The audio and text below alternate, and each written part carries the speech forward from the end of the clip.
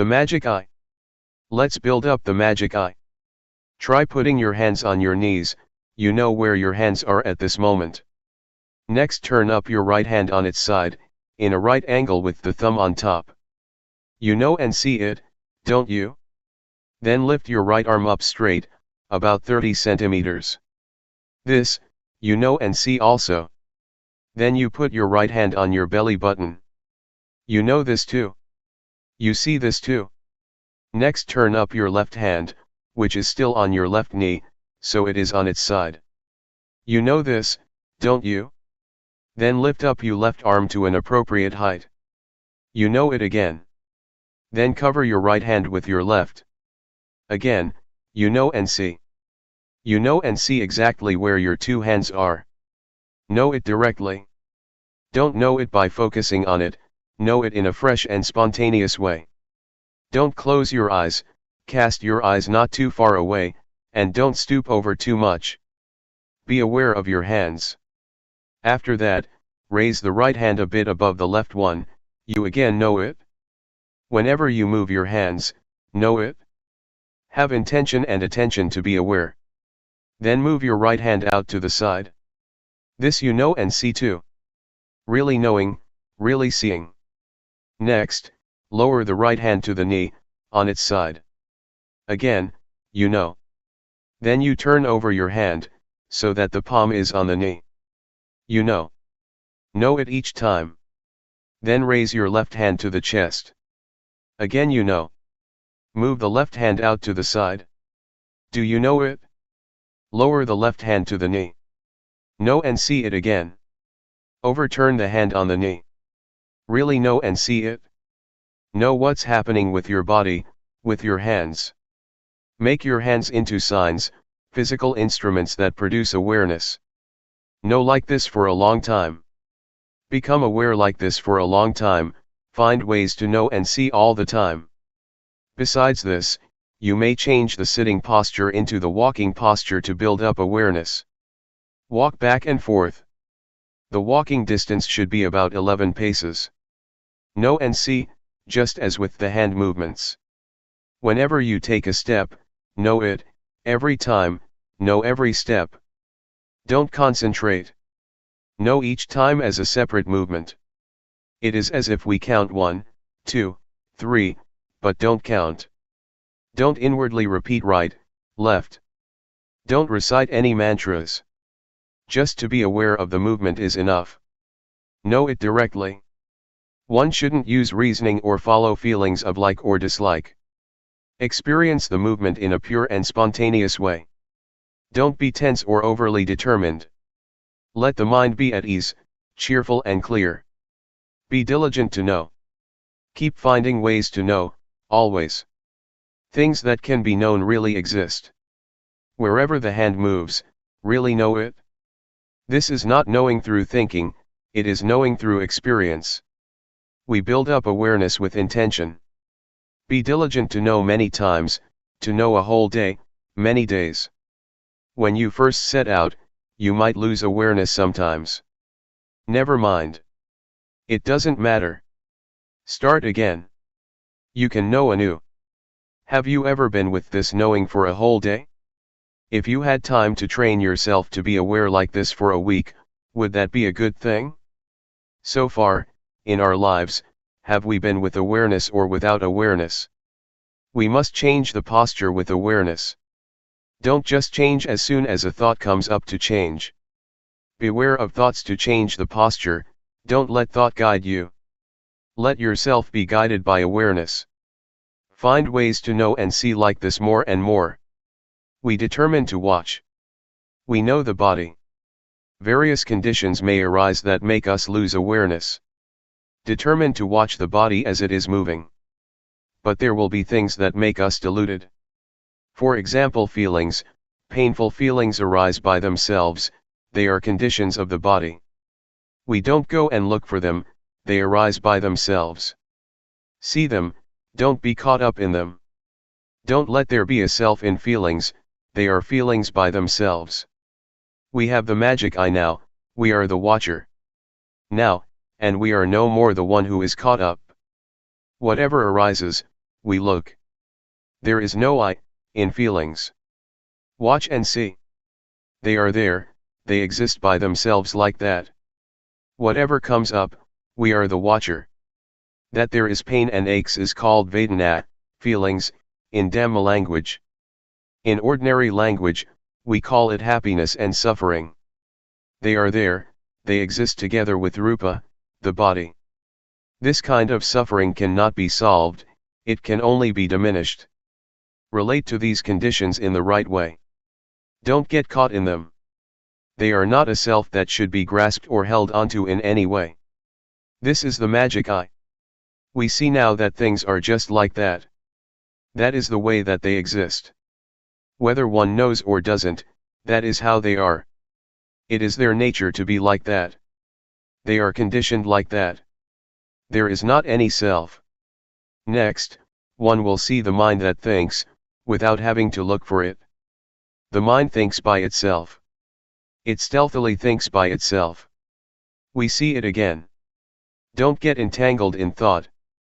Don't look at thought through thought. We possess the magic eye now. We just watch on and see things continuously. Then we return to look at the body. See the body as it is moving this way and that. As we're moving the hands with intention, as we're doing walking meditation or when we're not moving our hands, when we're in another posture, watch it and see it. Become skilled in watching and seeing. There is just the one who is watching, one doesn't become the one who gets caught up in things. Before, we got carried away with the various conditions. We would lose ourselves with pains and aches, with the heat and the cold, with hunger, etc. But now, we know how to separate, the body is one thing and the feelings of pain, the aches, the heat, the cold, hunger, etc. are another thing. The stealthy thoughts about them, is yet another thing. The kind of thoughts that we don't intend to think. We see this now. Don't believe all of those stealthy thoughts. Don't go and follow all those sneakily arising thoughts. Don't let them fool you. Mistakes will arise from it. There are two kinds of thought, one is thought that we intend to think, another is thought that stealthily arises by itself.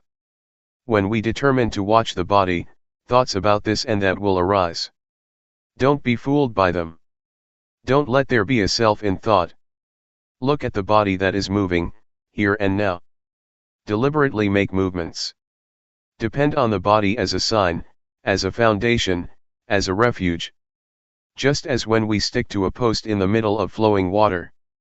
When we let go, we get swept away. Then we struggle to get hold of the post again. This is just the same, when unintentional thoughts arise, don't get deluded by those thoughts but come back to watch the body, as it is moving, right here. This is the magic eye. To watch like this. Be skilled in it and familiar. First stay with the body, you shouldn't go and mess with thought. It is just like reading a book, the more we read, the more we get involved in it, because we remember and we understand. Unintentional thoughts are one thing, deliberate thoughts another. Whenever sneak thoughts come up, we are aware. It is as if we oppose the stealthy thoughts. Whenever thoughts arise, know it in time. It means that we are teaching them. We can laugh at and ridicule the thoughts. As soon as we see the sneak thoughts, they stop. Those thoughts have no intelligence, they don't have power. But when we don't keep up with them, they become mighty and they pull us along with them. Sometimes there are various manifestations that arise together with thought, and they become a mind state. For example, restlessness or sleepiness. Or an uncomfortable, irritating mood arises. The mind gets concocted in various ways. Don't surrender to these things. Watch them. We now have the magic eye. Whatever happens to the body or our mind, we watch the whole lot. It is fun to watch, fun to see. There isn't much to it. Really look, more and more, and the conclusion will be that there is only just body, feelings, mind, and mind objects that arise with the body and the mind. Pains, aches, heat, cold, hunger, etc., are appear with the body, they are conditions of the body. The mind that thinks of this and that is appear with restlessness, doubt, sleepiness, etc. These things are conditions of mind. Watch them, see them. We have the magic eye now. The more we look, the more we see clearly. Watching and seeing is experience, it is a good lesson. The state of watching leads to skill, whatever we see, we realize. Before, we never discovered these things, we never saw. But when we discover and see these things often, we see clearly, just like seeing a person, we remember his or her face, and we know his or her character, that is a good person or a bad person, we know how to associate or not associate with him or her. We see what is what. The body, feelings, the mind, and mind objects are just rupa and nama, materiality and mentality. That which sits here and walks, is rupa. Thinking this and that, is nama. These two things live together, one cannot separate them, when they get separated, there is immediate death. The magic eye really discovers and sees this, so one realizes and truly sees things as they are. Materiality is a lump, but it is affected by heat and cold. No heat, cold, hunger, etc. Feelings and thoughts that make us get up, walk and move, that no, are mentality. These two things are together, sitting here is rupa, thinking about something is nama. The magic eye truly meets with and sees this, one realizes it. Before, we didn't realize it. We were deluded for a long time. We lost ourselves in the various conditions of body and mind. We gave into those manifestations that order things around, they make us laugh, make us cry, make us love, hate, and follow greed, aversion and delusion. We think that all of it is us. We are slaves, serving the various conditionings, we surrender to those conditions that order us about. Rupa, the body, is a lump which is a slave of nama. Whatever the mind compels the body to do, it does all of it. It says to get drunk, to smoke, to take a gun and shoot oneself, to hang oneself. To swallow poison, it does all of it. Just the body itself can't do anything, it can't do anything right or wrong. In moving the hands about, what is it that orders it? What is it that orders it to get up, to walk, to sit, to laugh and to cry, what is it that commands it? Right now, we discover and see who the instigator is. In fact, it is nama, who is the boss. Rupa, the body, is the servant. The magic eye comes to discover and see this. It discovers the truth. The truth is disclosed. Rupa is part of nature by itself, but it is subject to conditions such as heat, cold, pain, sickness and so on. Feeling and thought make it get up, walk and move. Nama is that which knows things. These two things live together, as said before. The magic eye sees into this. Things are revealed. Rupa is a dhamma, natural phenomenon, in itself like that, and there are various manifestations that are appear with rupa, for example pain, sickness, heat, and cold. Nama cannot experience it, but it has power. It is cruel and unfair to rupa. The body is already suffering. The body, by itself, has the nature to be subject to all sorts of circumstances such as pain, aches, heat, cold, hunger and so on. These are conditions that happen to the body. And in addition we go and have happiness and suffering on top of that. If the body doesn't feel heat and cold or hunger, it isn't a body. This is just the way it is. Before, we didn't see things like this, and we used to create suffering for ourselves with those conditions, we used to have a self in those conditions. When we come to realize this, we just let them be conditions, over there. We don't create suffering as we did before. They are not a self. Before, when we were hungry, we suffered. We suffered because of the heat and the cold. We took the affairs and conditions of the body to be suffering in the mind, and we took the affairs and conditions of the mind to be physical suffering. Both rupa and nama are not fair to each other. We assume that there is a self in all those things. As soon as we discover this, we let things be nature. There is no self in conditions. We can put things down and let go. Some things, we diminish, some things, we know, others, we let go of, we don't take them to be a self, as before. Know how to clarify and separate things. The ego really disappears. Now, we have gone beyond suffering, to some extent. Nama is feeling and thought, it is part of nature and it has different conditions that go with it, just as rupa. For example, sneak thoughts that cook up greed, hatred, and delusion, uncomfortable feelings of dissatisfaction, they color the mind, nama. They are not the mind, but they arise together with the mind. The magic eye sees clearly that those things are conditions of the mind, they are not the nature of the mind, they are just conditions only. When we don't realize it, they are a big deal. They have destroyed many people already.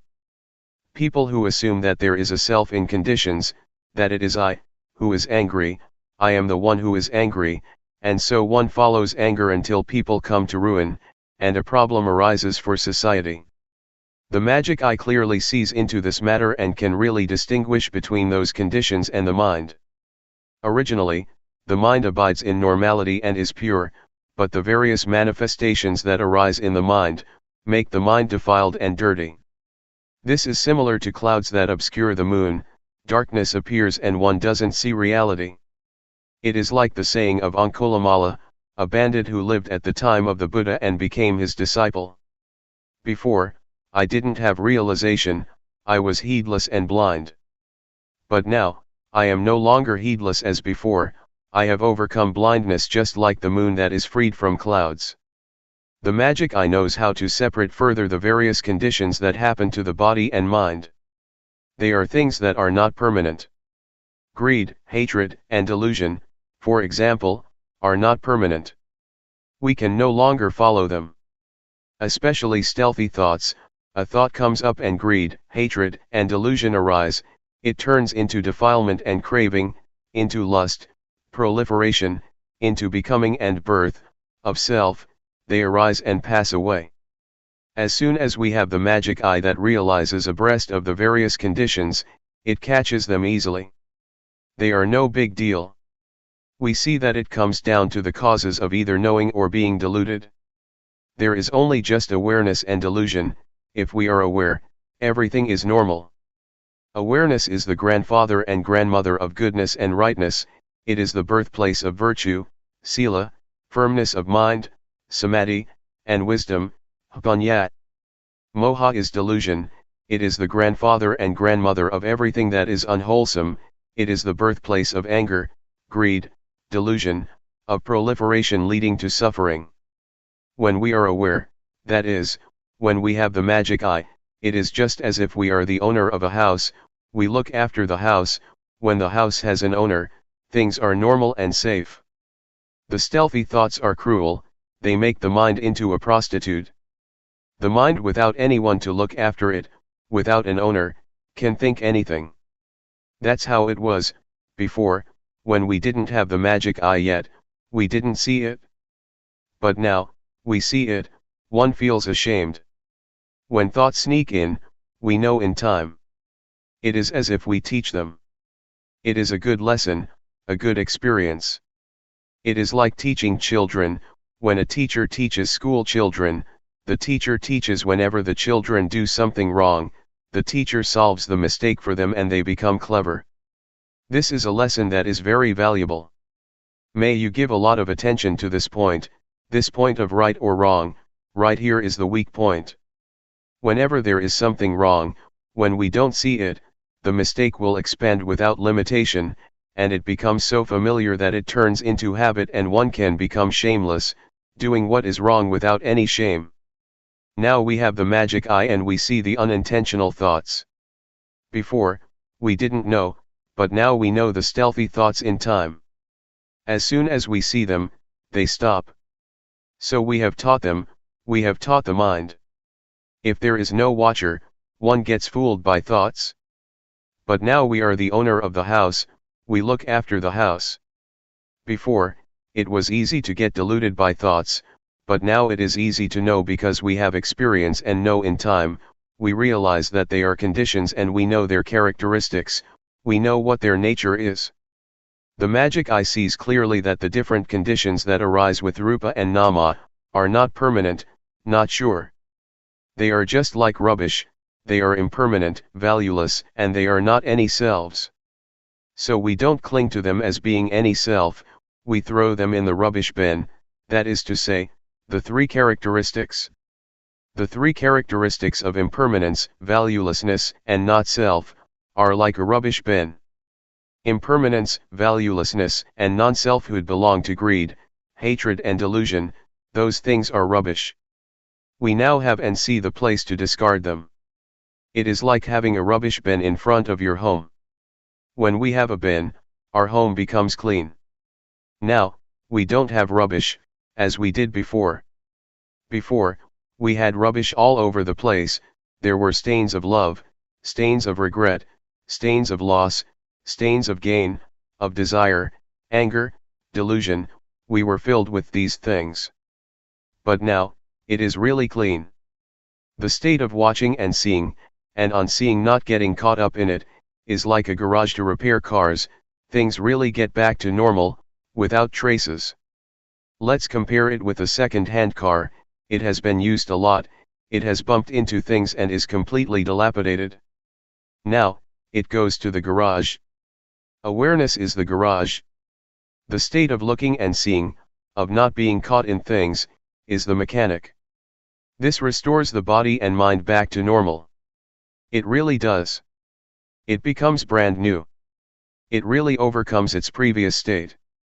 We stop searching for teachers, we are fully confident because we really make a discovery, we know the direction to go in, we open our eyes. It is comparable to learning how to read, as soon as we can read a little bit and understand what is right and what is wrong, we know how to solve, how to uncover things. To solve problems can be taken to be an art, to change wrong into right, to change suffering into no suffering. To be diligent in turning bad matters into good ones, is what mind development is. On seeing a mistake, one corrects it immediately. Be enthusiastic about rectifying, altering badness into something good, what is wrong can really be changed into right and we can do it. It arises so that we can set it right. Realize and really see clearly into rupa and nama. What is their nature? What are their conditions? We don't give in, like before. We are free, we can liberate ourselves. This is really a principle of life, we can really solve problems and be liberated. At one time, I felt joy and happiness for several days, I reviewed the state that I had seen and met with. I wasn't sitting there thinking, I had discovered and seen it.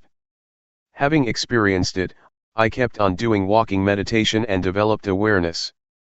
It was Dhammavijaya, circumspection, yoniso manasigara, orderly reflection, not just thinking. The mind was good. I had never seen this before.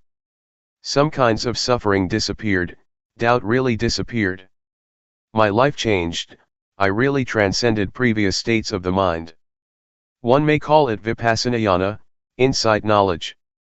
Talking about this, it is a profound experience of life, from the past. Let me talk about it a little bit. When I was still a layman and I was developing awareness, Luangpor Teean walked over to me and asked how I was doing.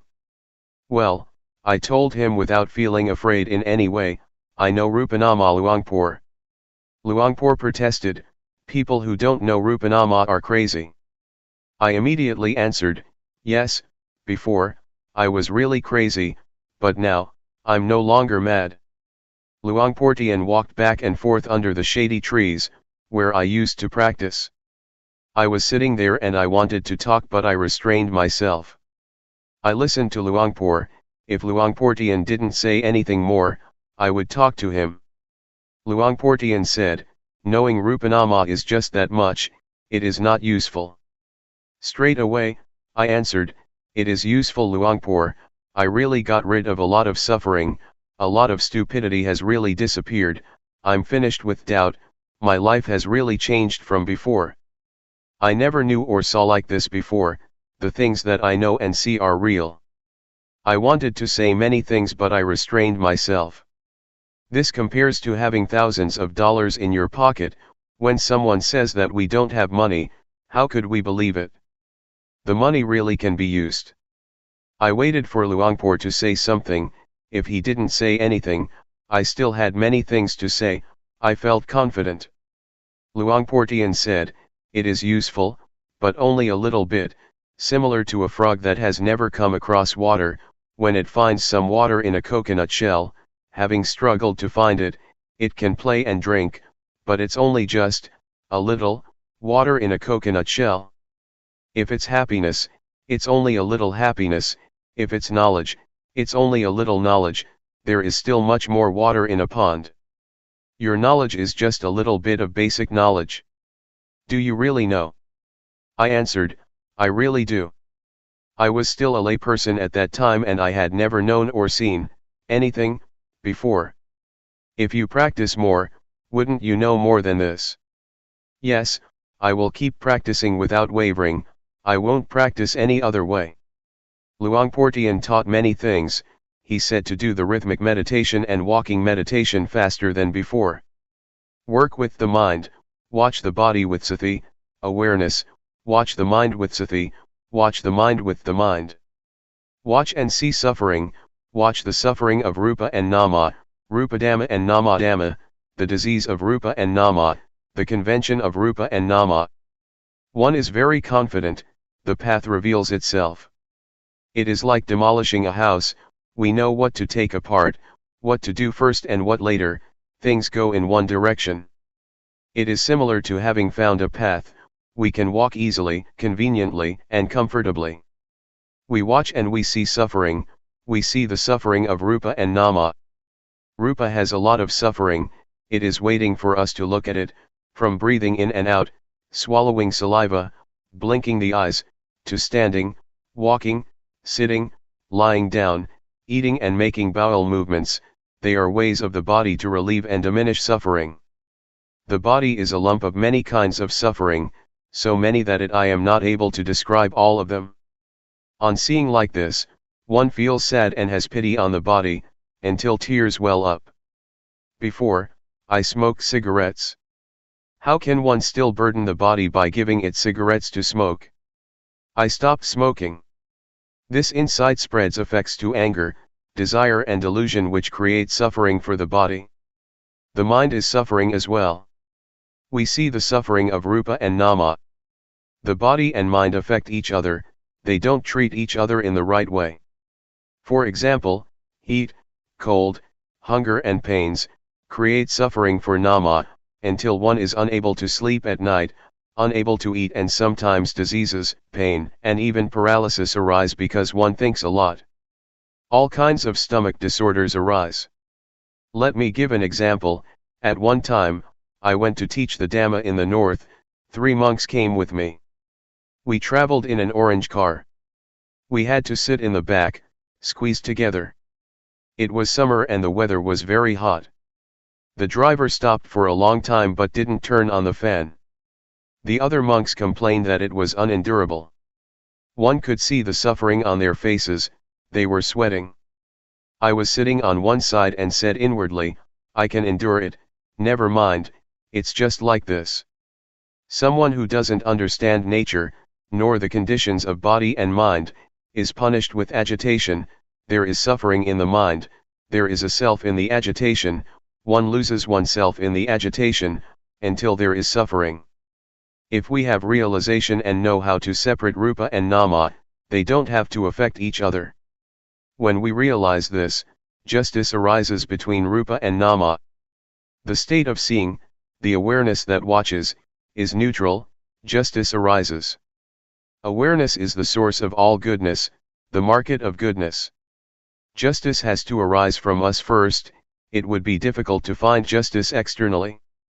The magic eye sees like this, and it is just as if rupa and nama are not going to oppress each other anymore. They go their separate ways, from that moment onwards until now. We realize the nature of rupa, we know what the conditions of rupa are, we realize what the nature of nama is, we know what the conditions of nama are like. We review the things that we know, this clarifies things and we can really be free. This penetrates down to the diseases of nama and rupa. The diseases of the body and the mind are innumerable, this gives rise to a strong feeling of disenchantment for suffering. One clearly sees suffering and is able to get out of suffering. The body and the mind act, they do good or bad, because of this rupanama, they abandon evil and do what is right, because of this rupanama.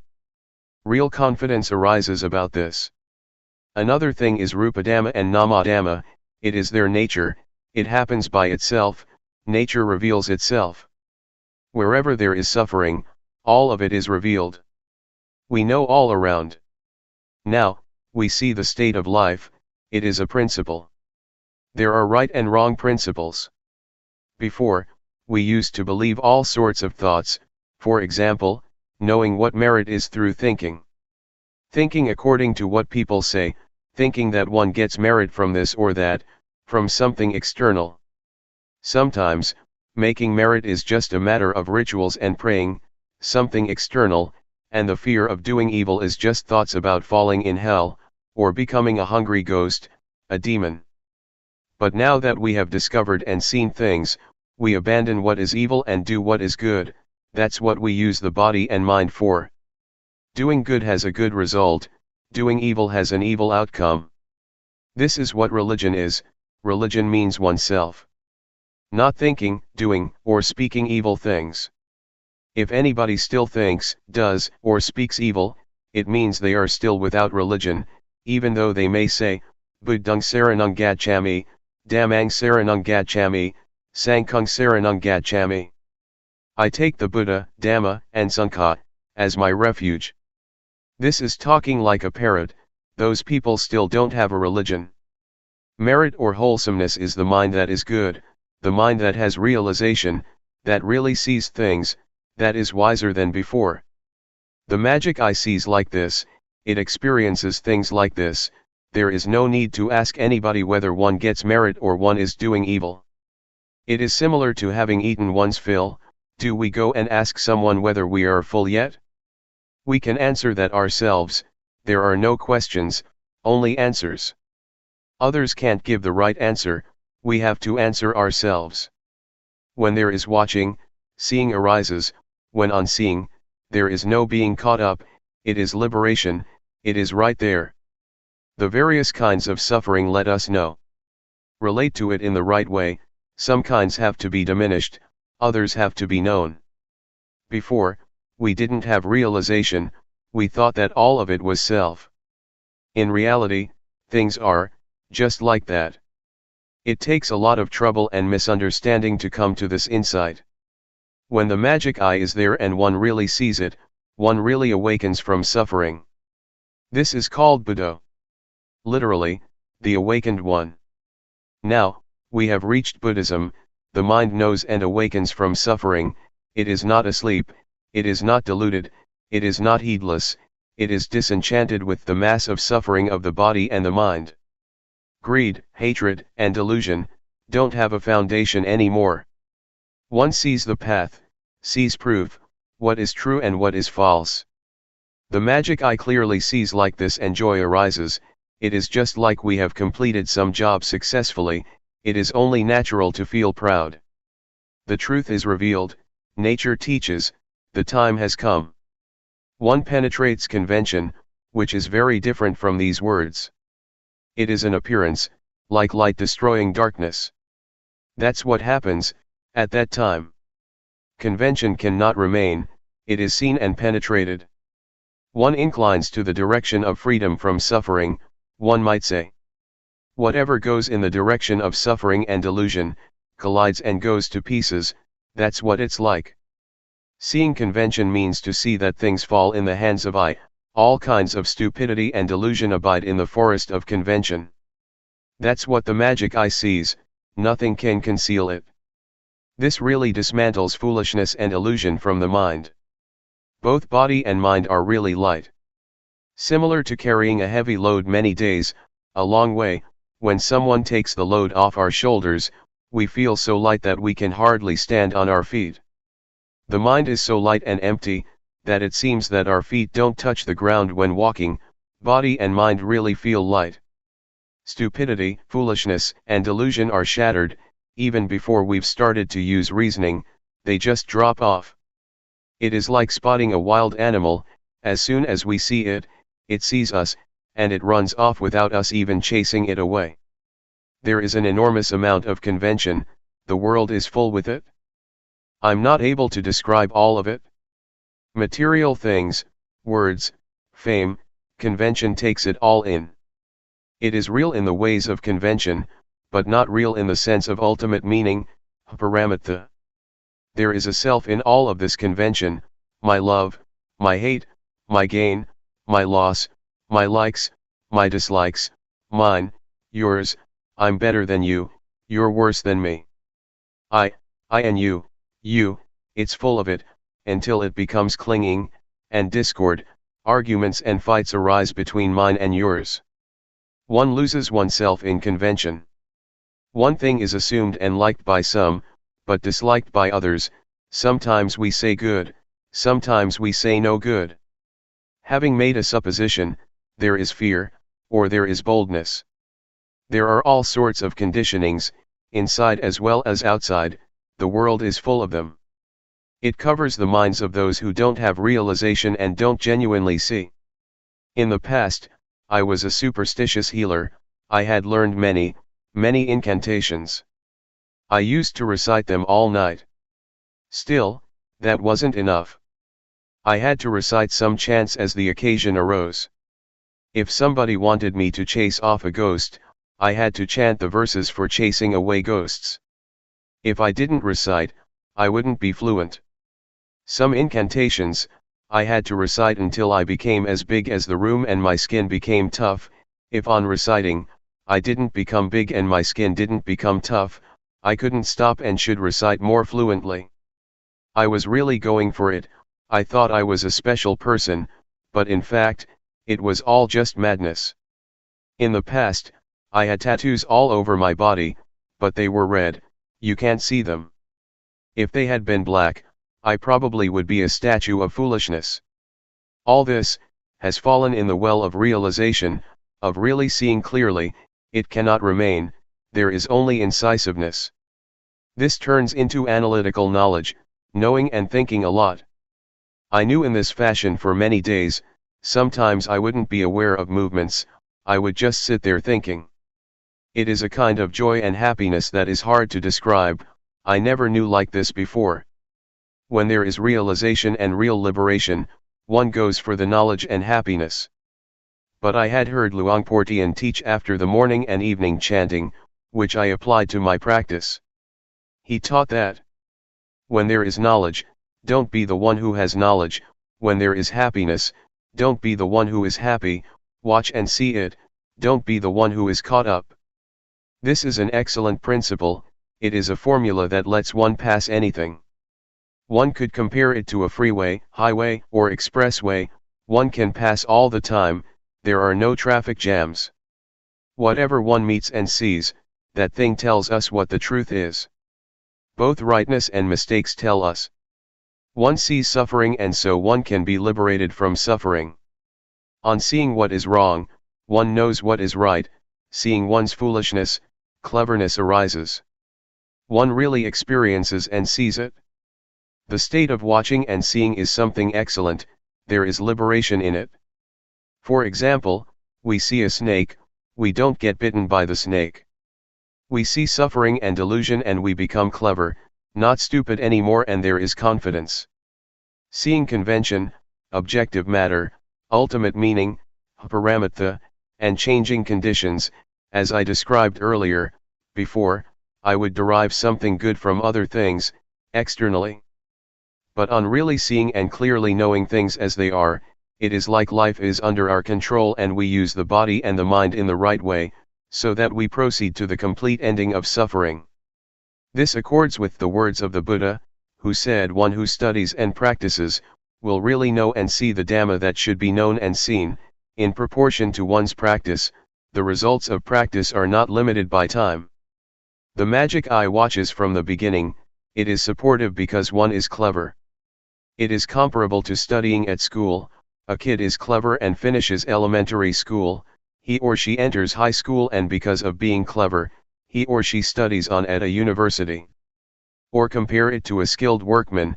He has his good, old saw, hammer and chisel. He's been using it for ages until his work is an art. It is superb and he is well trained. That's how it is. There is cleverness from the beginning, from seeing Rupanama. On seeing, one doesn't go and be it. This truly is the way. On this path, one passes everything. It is the genuine path. One really has discovered the path. It is the realm of victory of a warrior, one may say. We are from Chayapam province, which is a region, but the realm of victory of a yogi lies in being the watcher, and in not being caught up in things easily. See it, don't be it. Whatever it may be that comes up that is connected with the body or the mind, do your duty of being the watcher, don't go and be it. This is the genuine magic eye. It makes a difference. Life is brand new, compared with before. It could be compared, as I said before, with a car that gets completely fixed up. Now, it is back to normal and can be used. It really has gone beyond its old state. The magic eye leads one to watch and know. Whatever one sees, is all purely the truth, things that really exist in this body and mind.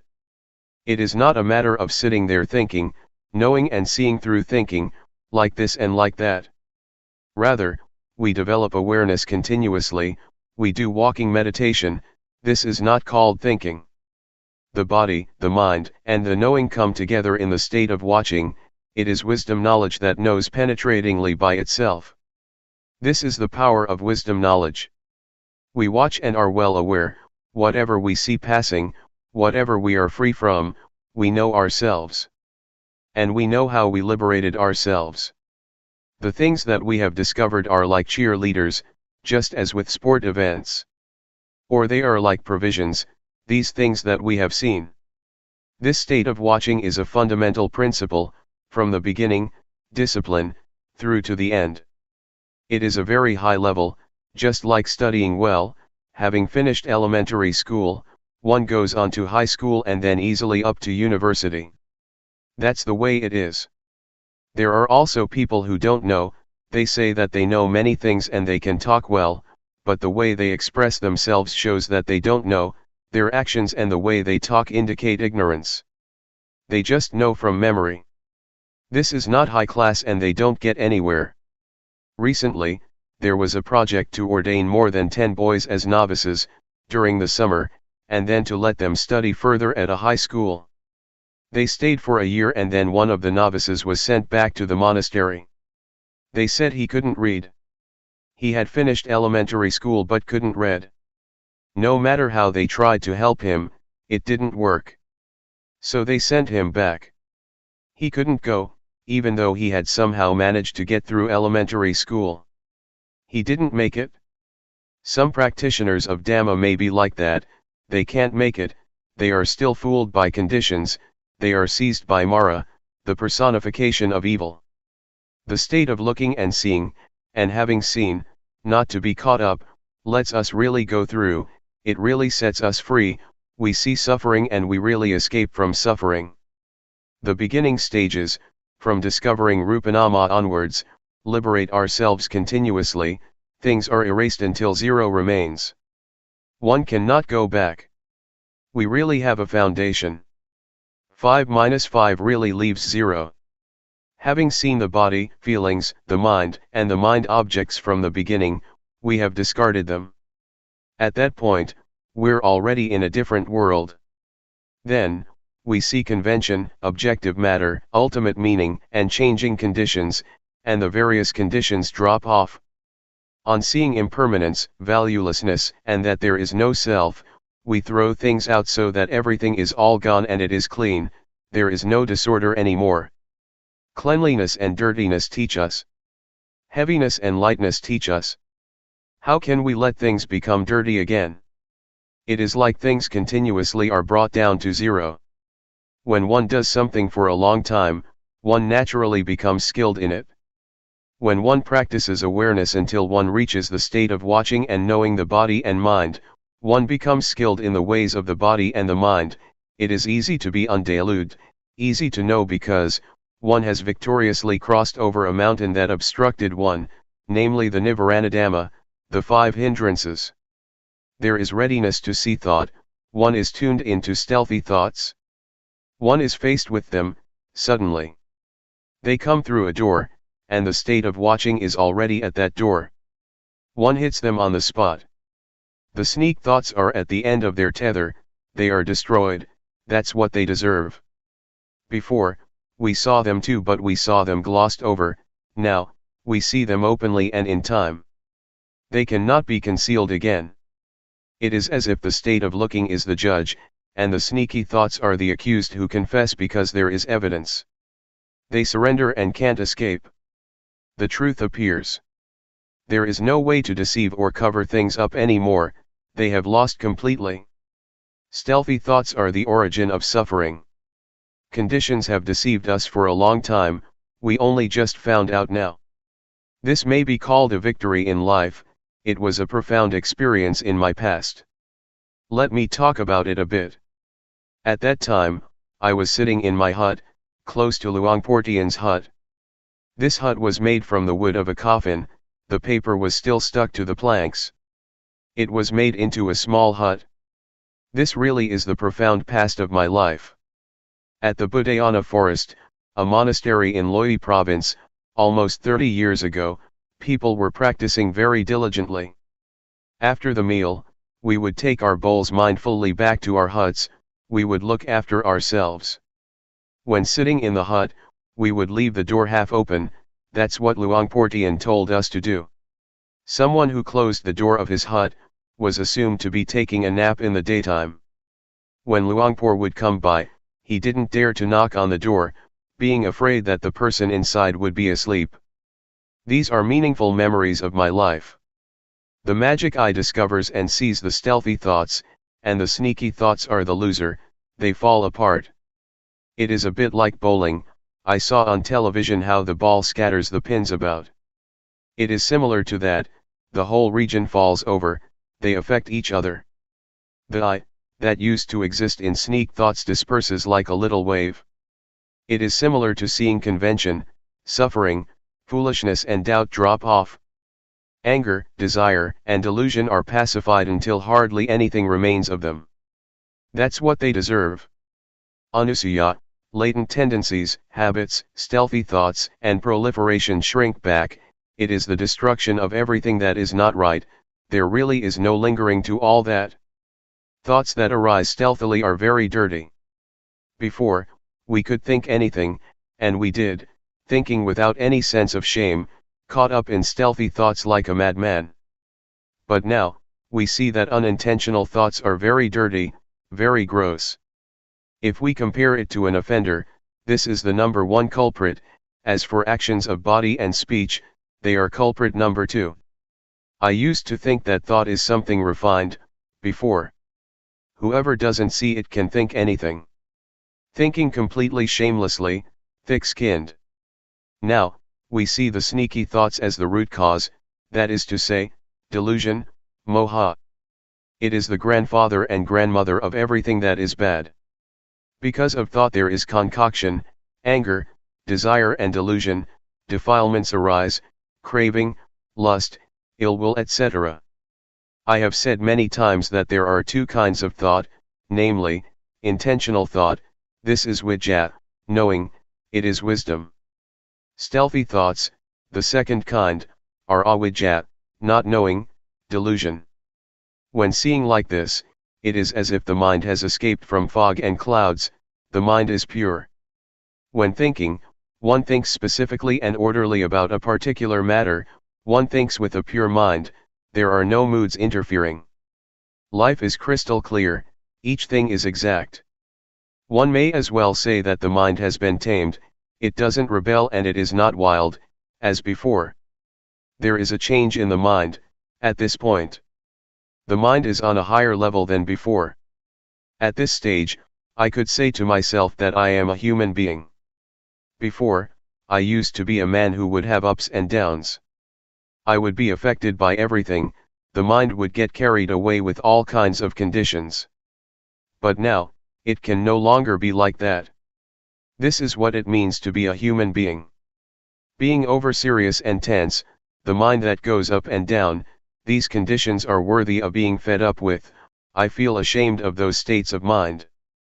Putting it another way, at that time, I was an angel because I had a sense of shame towards myself.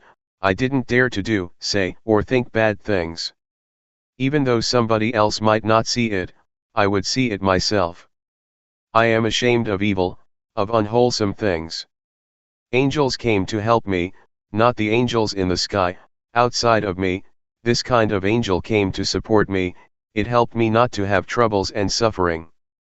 I was a god, because I had only loving kindness, compassion, sympathetic joy, and equanimity. The mind was full with love and kindness, without limitation. The mind was stable, not shaken, like a solid rock that doesn't tremble in the wind. Now I have a home. I am the watcher. It is a victory that is safe.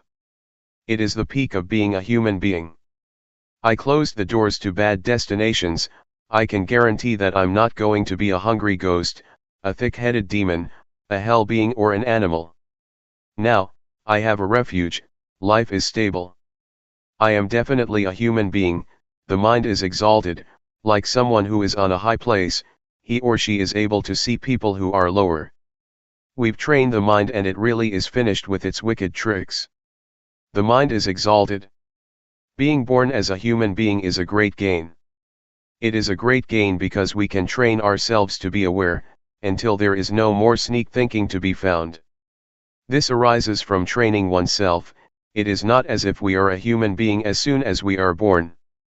When one takes ordination as a monk, a senior monk asks in the ceremony, "Are you a human being?" The candidate answers, "Yes, sir, I am a human being." Before you can be a monk, you have to be a human being. One has to train oneself well, until the mind changes, then one has a foundation and one has the right to ordain. One doesn't act, speak, or think in evil ways. I dwelled in the state of normality for many days, before I knew that I had sila, virtue. I knew it after I had it. I saw it because it was there. It is not knowing through thought. I made contact with virtue, samadhi, firmness of mind, and panya, wisdom. Both the body and the mind are in a state of normality. Normality of body, speech, and mind is what virtue, firmness of mind and wisdom is. The body is normal. The mind doesn't have highs and lows. Wisdom is to understand conditions thoroughly, from knowing Rupanama onwards. One overcomes proliferation, really being liberated from it, it doesn't come back again. It is like we have a good job and enough money, there is no hardship as before, no more struggle and endurance. Virtue, firmness of mind and wisdom, together with the angels and gods, all come to aid. Someone who is angry, who has desire, is deluded or is suffering, is a poor person. It is like that. Even though I was doing walking meditation and building up awareness, it all came together in just being the watcher and the knower. It is the same seeing. This is the eye that sees the Dhamma. At this stage, one has escaped from danger, on one level. The hindrances, delusion, and restlessness don't come to bother one, one is going towards having virtue, firmness of mind and wisdom, fully. The state of watching and seeing, and on seeing not being caught up, is the path. This is what it means to live the spiritual life. Purity arises, virtue is pure. The six senses, i.e., the eye, ear, nose, tongue, body, and mind, become composed by themselves. One doesn't have to sit with the eyes closed in order to get away from something. While doing walking meditation or standing, one can have a mind that is firmly established, samadhi. One advances to the state where there is only just watching. One is no longer a servant of conditions. There is the unconditioned, visankhara. This is something different, it's another world. Sometimes, I would review the stages of practice that I had passed, the principles that I had discovered, how I was liberated in stages. It's like going on a long journey, one passes this town and that village, leaving them behind, which indicates the direction of the goal. Let me give a comparison. At one time, I traveled to the south to give Dhamma teachings. The distance is about 1,500 kilometers. A driver took me there. He said it would take about 12 to 13 hours. I thought it would take longer because an air-conditioned bus, leaving from Bangkok, takes 15 to 16 hours. From Chayapum province to Bangkok is nearly 400 kilometers. It wasn't very long and we were past Bangkok, having the midday meal. The driver drove quite fast. This really indicates the direction our destiny is in. We reached the place in the south as the driver had predicted. This is just the same, practicing Dhamma is like that. When one practices in the right way, it is like rolling a boulder down the hill or like sitting in the right bus, it will take us to where we want to go. It is really safe, one really experiences merit and wholesome things, one really shuts the door to bad destinations, one really continuously overcomes dangers. Entering into the state of looking is life summed up, leaving just a handful. There is nothing messy, as before. Life is simple, without burdens. This state of watching is the diamond of the Dhamma, it penetrates down to the Sanyojana, fetters, it is the point where the door of reality is opened, nothing can obstruct it. Whoever trains him or herself in this state of watching, will pass through everything. It really is the way, it is the living of the spiritual life. One is able to destroy the ego. Sakayatati, Vijakitcha, and Silabpatha Paramasa. The first three of the 10 fetters, the tree that Asothapana, one who has reached the first of the 4 levels of enlightenment abandons, cannot remain because of the state of watching and seeing, and unseeing, not to go and be.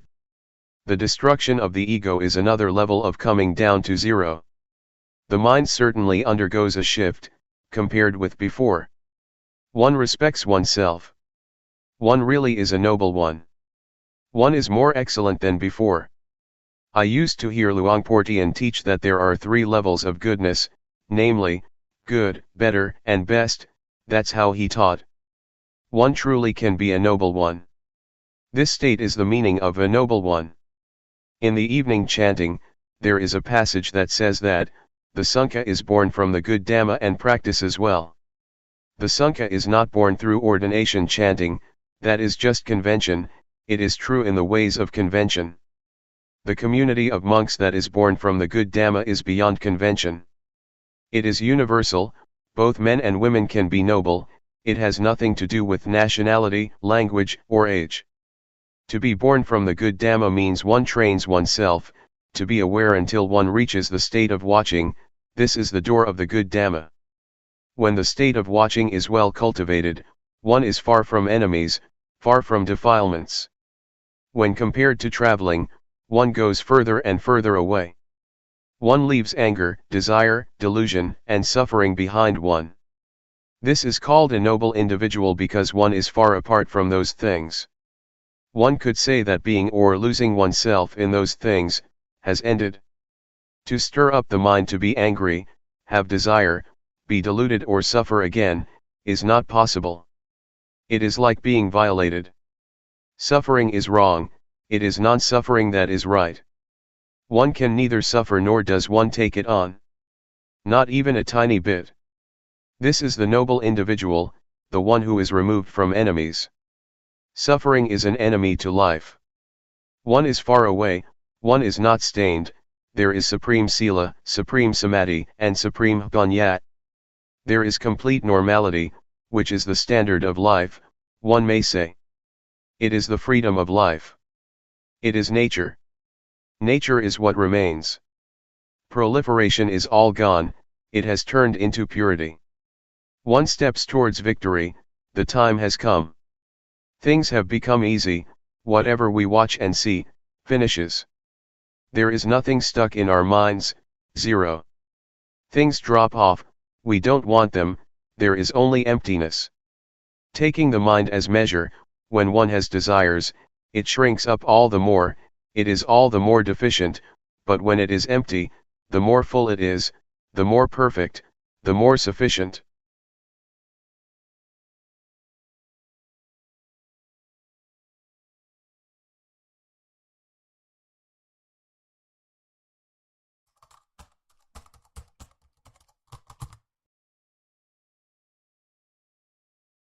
May all beings be at ease, whatever living beings there may be, whether they are weak or strong, omitting none, the great or the mighty, medium, short or small, the seen and the unseen, those living near and far away, those born and to be born. May all beings be at ease.